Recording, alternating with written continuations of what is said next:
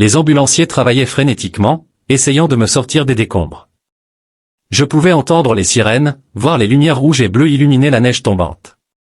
Mais au lieu de ressentir de la peur ou de la douleur, je me suis senti submergé par une paix profonde et indescriptible. C'est alors que tout a changé. Une lumière dorée m'a enveloppé, et je me suis senti aspiré vers le haut, loin du chaos de la scène. Cette lumière n'était pas juste brillante, elle était vivante, aimante, et pleine de puissance. J'ai su immédiatement que c'était la présence de Jésus. Il m'a regardé, et son regard transperçait jusqu'à l'âme, plein d'amour et de compréhension.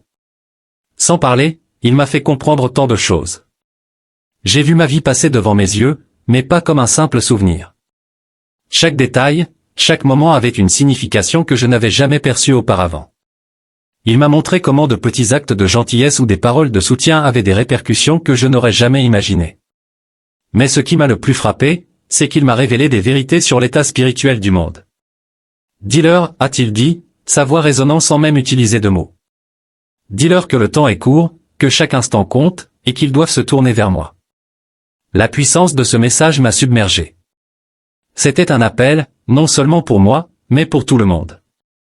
Puis, en un clin d'œil, la scène a changé, et je me suis retrouvé de nouveau dans mon corps, envahi de douleur, mais consciente que je venais de vivre quelque chose de sacré. Point possible. Il travaillait frénétiquement, faisant des compressions thoraciques. Puis, j'ai commencé à m'élever, de plus en plus vite. Je traversais ce qui ressemblait à des couches de réalité. Chaque couche révélait davantage le domaine spirituel. Le monde physique s'est estompé et j'ai pénétré dans ce que je ne peux décrire que comme l'essence même de l'esprit. Les couleurs qui m'entouraient n'existent pas sur Terre. L'air lui-même semblait vivant, chargé d'une énergie divine. C'est à ce moment-là que je l'ai vu. Jésus. Sa présence était écrasante. L'amour qui émanait de lui était plus puissant que tout ce que j'avais jamais ressenti. Il me regardait avec une compassion profonde, mais aussi avec urgence. Pouvez-vous décrire l'apparence de Jésus? Ses yeux. Ils étaient comme des flammes d'amour. Ils semblaient contenir toute la sagesse de l'univers. Son visage brillait plus fort que le soleil, mais je pouvais le regarder sans être aveuglé.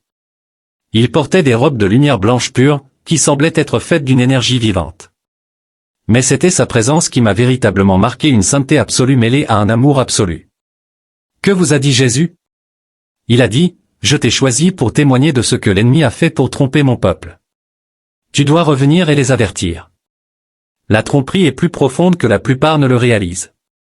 Plus profonde que la plupart ne le réalisent? Que voulez-vous dire? Que s'est-il passé ensuite?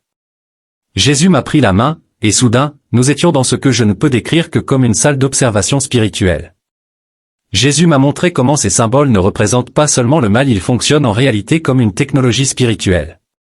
Il a dit, regarde attentivement. Je vais te montrer comment l'ennemi a tissé sa tromperie dans la trame de votre monde à travers des symboles qui semblent innocents, mais qui portent un pouvoir sombre. Je remarque que vous tremblez en disant cela. Qu'est-ce qu'il vous a montré en premier? La première vision qu'il m'a montrée portait sur le symbole de la paix. Mais avant que Jésus ne me montre le symbole lui-même, il m'a révélé quelque chose de crucial, la façon dont les démons interagissent réellement avec les symboles dans le domaine spirituel. J'ai vu comment ils utilisent ces marques comme ce que je ne peux décrire que comme des antennes spirituelles, des points de résonance qui leur permettent de diffuser leur influence dans notre monde physique. C'est fascinant et terrifiant. Pouvez-vous être plus précis sur ce que vous avez vu avec le symbole de la paix? Jésus m'a emmené à travers le temps. J'ai été témoin de la persécution des chrétiens sous l'empereur Néron, mais je l'ai vu à la fois du point de vue physique et spirituel simultanément. Dans le domaine physique, j'ai vu la croix brisée utilisée pour se moquer des chrétiens. Mais dans le domaine spirituel, mon Dieu, c'est difficile à décrire. J'ai vu des démons tisser littéralement de l'énergie sombre dans le motif du symbole. Ils créaient ce que Jésus appelait une fréquence spirituelle, qui résonnerait à travers le temps. À travers le temps? Comment est-ce Jésus a expliqué que certains motifs géométriques, lorsqu'ils sont chargés d'énergie spirituelle, peuvent maintenir leur pouvoir à travers les siècles? Il m'a montré comment le signe de la paix apparaît aujourd'hui sous 3 formes principales, le design classique, la version simplifiée souvent utilisée dans l'art, et ce qu'il appelait la forme cachée, où il est incorporé dans d'autres motifs de manière si subtile que la plupart des gens ne le remarquent pas. On trouve ces variations partout, bijoux, en particulier des pendentifs et des bagues, vêtements, notamment dans la mode pour les jeunes, logos d'entreprise, surtout dans l'industrie du divertissement, fournitures scolaires, coques de téléphone, et parfois même dans des décorations d'église. Je suis sidéré. J'ai même un signe de paix sur la coque de mon téléphone. Je n'en avais aucune idée. Que se passe-t-il exactement sur le plan spirituel lorsque quelqu'un porte ou affiche ce symbole? Jésus m'a montré 3 niveaux d'impact spirituel. Le premier niveau est subtil, il crée ce qu'il a appelé une interférence spirituelle, rendant plus difficile l'écoute du Saint-Esprit. Le deuxième niveau est plus sérieux, il établit ce qu'il a nommé des points de permission, où les démons peuvent commencer à influencer les pensées et les émotions. Le troisième niveau, c'est ce que j'ai vu arriver aux personnes ayant été exposées longtemps et profondément à ce symbole. S'il vous plaît, continuez. Nos spectateurs doivent entendre cela. Au troisième niveau, le symbole crée en fait ce que Jésus a appelé un angle mort spirituel, une incapacité spécifique à discerner certains types de tromperies spirituelles. J'ai vu des personnes qui étaient autrement de solides chrétiens complètement incapables de reconnaître des influences démoniaques évidentes dans leur vie à cause de cet angle mort qui s'était développé. C'est plus lourd que tout ce que j'ai couvert en 15 ans de diffusion religieuse. Et concernant l'anque? Jésus vous a-t-il montré des motifs similaires avec ce symbole? L'anque était encore plus troublant. Jésus m'a montré comment il fonctionne comme ce qu'il a appelé un émetteur spirituel. Dans l'Égypte ancienne, j'ai vu comment les prêtres l'utilisaient pour canaliser des types spécifiques d'entités démoniaques. Mais ce qui m'a horrifié, c'était de voir comment ces mêmes démons sont toujours attachés à ce symbole aujourd'hui. Laissez-moi vous donner un exemple concret. Jésus m'a montré un centre commercial typique. Dans le domaine spirituel, je pouvais voir les bijoux avec des ancres créer ce qui ressemblait à de minuscules portails, des points où des entités démoniaques pouvaient littéralement atteindre et influencer le monde physique. Ces démons ciblent spécifiquement notre compréhension de la vie éternelle, créant de la confusion sur le salut et promouvant de fausses expériences spirituelles. Comment les gens peuvent-ils identifier l'influence de l'angle dans leur vie? Je suis sûr que de nombreux téléspectateurs se posent la question en ce moment. L'angle apparaît le plus souvent sous forme de bijoux, en particulier des colliers et des boucles d'oreilles. Mais Jésus m'a montré comment il est également caché dans des designs modernes, des croix stylisées qui intègrent la boucle en haut, des éléments décoratifs dans la décoration intérieure, surtout des objets à thème égyptien, des dessins de tatouages où il est intégré dans des motifs plus larges, et même dans certains articles de librairie chrétienne où il est utilisé par erreur comme un design alternatif de croix. Vous avez mentionné que les démons ciblent spécifiquement notre compréhension de la vie éternelle. Pouvez-vous expliquer cela? Jésus m'a montré comment ces démons opèrent en plusieurs étapes. D'abord, il crée une fascination pour la spiritualité égyptienne, la rendant exotique et inoffensive. Ensuite, il modifie progressivement la pensée d'une personne sur la vie éternelle en l'éloignant du Christ pour la diriger vers des concepts universels d'immortalité.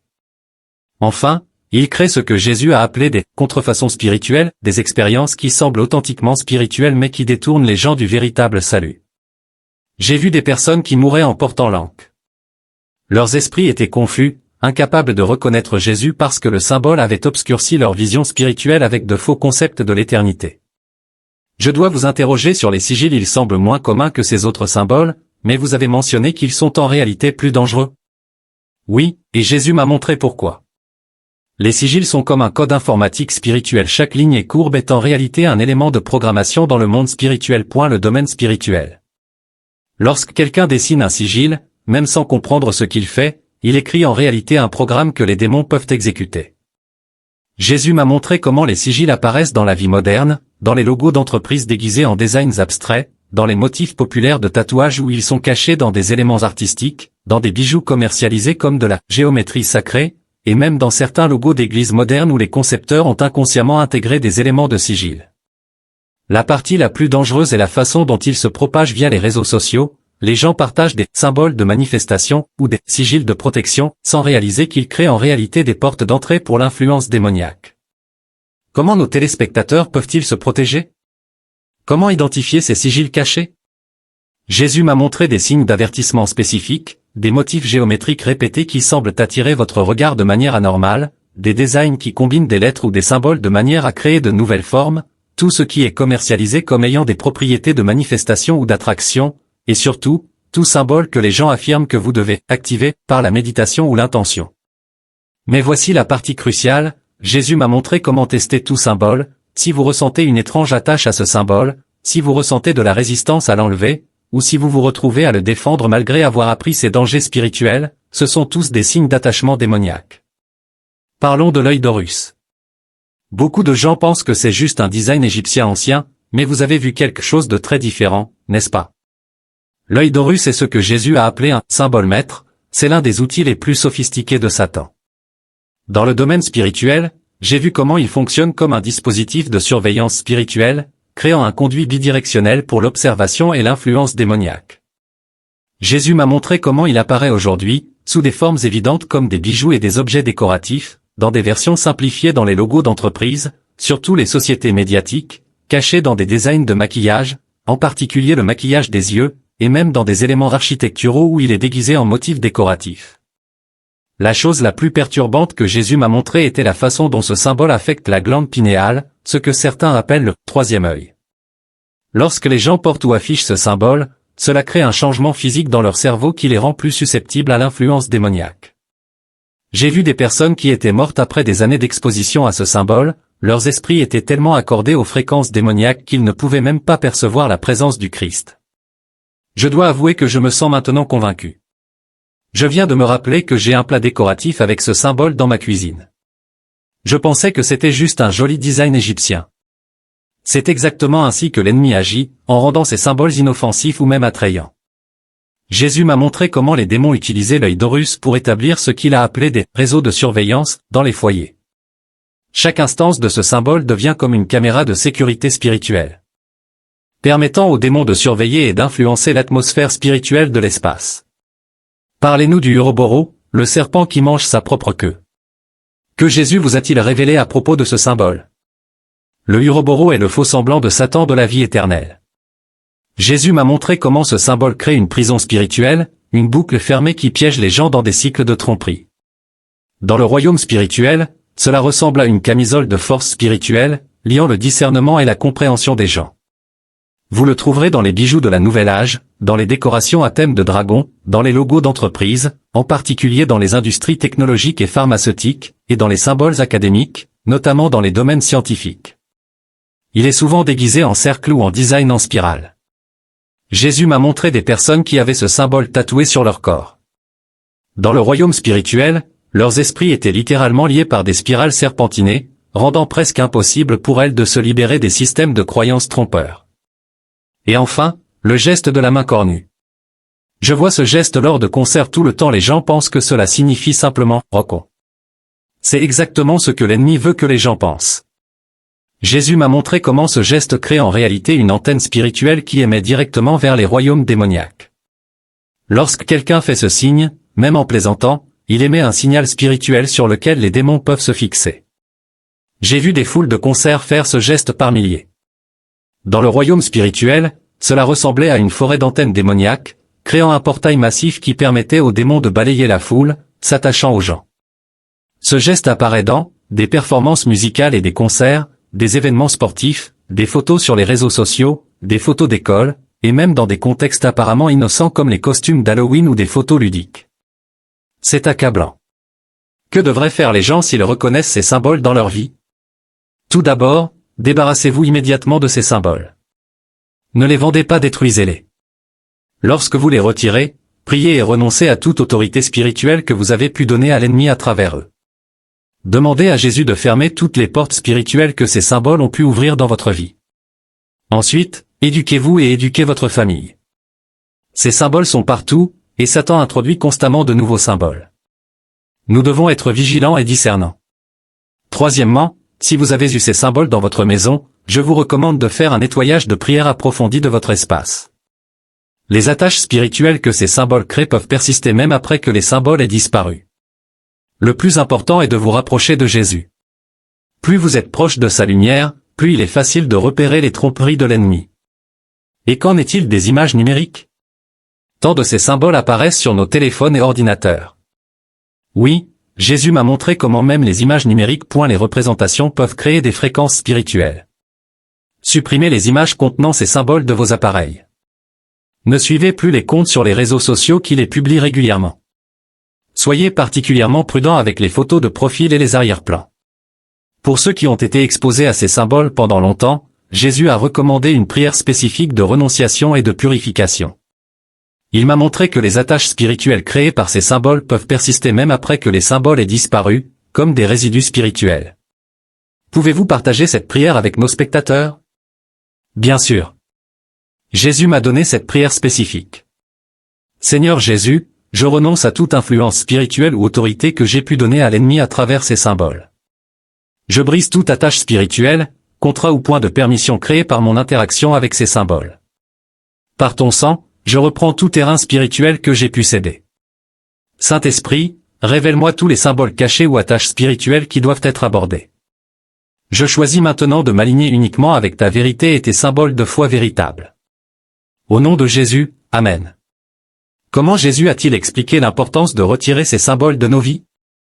Jésus m'a montré que ces symboles agissent comme des aimants spirituels, attirant les démons non seulement vers les individus mais aussi vers des foyers entiers.